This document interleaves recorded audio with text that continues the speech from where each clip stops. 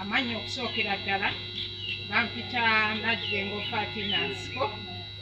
nga mpangalira Kabembe nzaalibwa omwami Hajji Ali Nsiko yali awangalira Kireka naye nga azaalibwa Naggalama era Naggalama bwe banziika kolo guno ab'enjawulo kuba amadiini era abantu abali wano tuli banjawulo tulimu abasiraamu n'abatali basiraamu naye neebaza obumu bwe tulaze ne tubeera bumu ne tutateekawo njawukana nti ate ono si musiraamu sijja kukolagana naye nedda obumu yemaanyi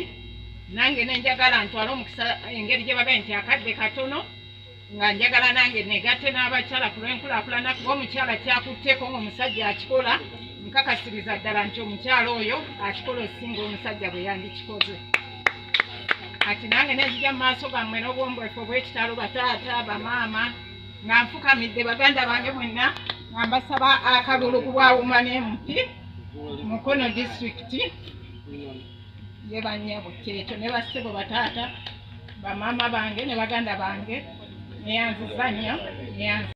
nze Najjengo Fatina Nsiko bangalira Kabembe nzaalibwa omwami bamuyita Hajji Ali Nsiko agalamidde Naggalama ng'ekindeese mu politics kujja abakyala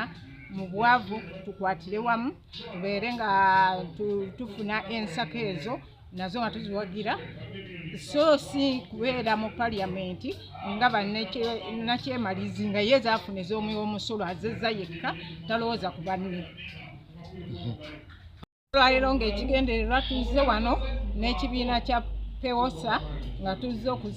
ku sevingi y'abakyala okwerwanako okubajja mu bwavu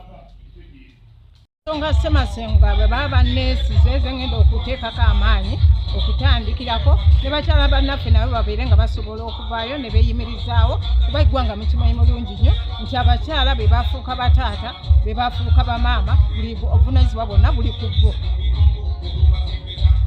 Omukisa guno okwebaza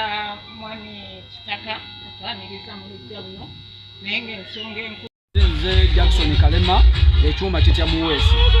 era nga essaawa ya leero ndi chairman w'abavubuka Lugamba China Town eno Kabembe Mukono North naye ng'ate nsazeewo okujja nga kansala ero sifiri